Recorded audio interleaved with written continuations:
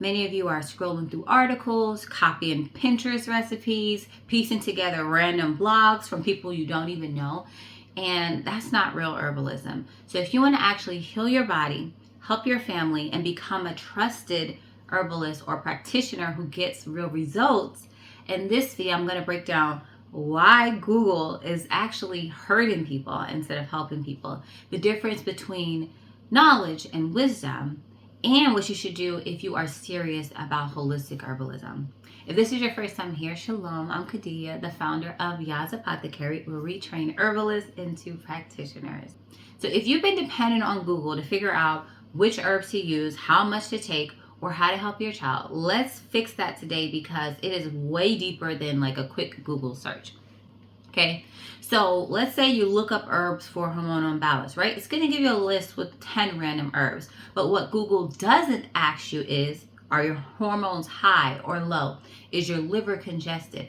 Is the herbs warming or cooling? Are you bleeding too much? Or maybe not at all. So Google is going to give you surface level answers. But without having the discernment, you're not going to be able to fix the problem.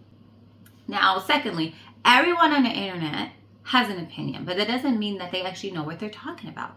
I've seen people who've recommended cayenne for hot skin rashes, peppermint for every digestive issue, vaginal steam when people really need a liver detox.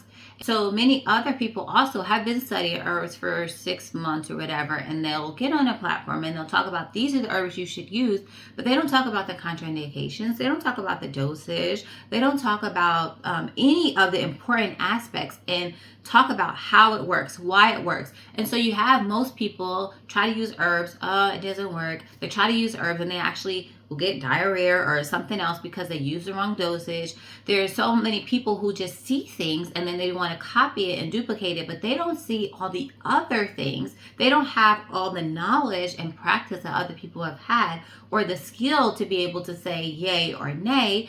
They lack the discernment. They have tons of knowledge that they memorized, but they don't know how to actually apply it.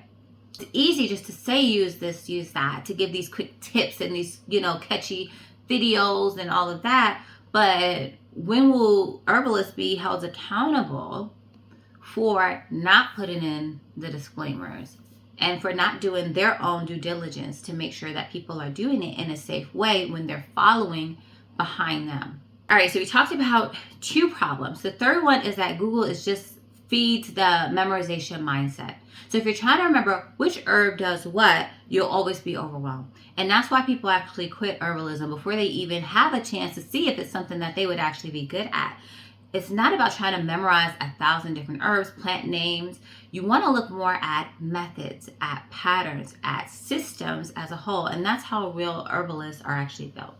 Now, I want to share a quick scripture with you. And this is Proverbs 15 and 14. And it says, "The heart of him that hath understanding seeketh knowledge, but the mouth of fools feedeth on foolishness." Google is full of foolishness when it comes to herbs. And not because the herbs are bad, but it's because people are using them without the wisdom and without the understanding. So if you're going to serve your family, if you're going to serve your community, if you're going to walk in this as a calling, you have to do more than just Googling it. You actually need to understand more. You need to be able to ask the right questions so you can get the right answers. All right, so if you're like, so what do I do instead? You need to understand herbs by the actions, by the energetics, by the body systems, by the stages of illness, by the constitution. And then you can use books, but you want to use them from credible sources, people that are trusted with knowledge that is going to have more context, more than just a paragraph on herbs. And it goes without saying that even as an author with 12 books, you can't just learn herbalism by only reading. So you have to observe your body, watch your clients, taste the herbs, take notes, and then also do the work.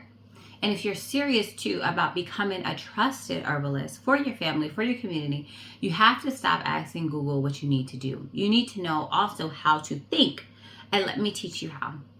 Inside my Holistic Practitioner course, I break down the biblical frameworks that you need for clinical strategies, real life application, so that you can see results and that you can serve from a place of wisdom, not running to anything outside of yourself, but actually embodying herbalism for yourself.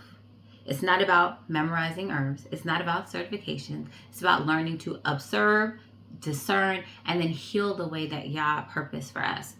And if you made it to the end, thank you so much for watching. And as always, I'll see you in the next one. Bye.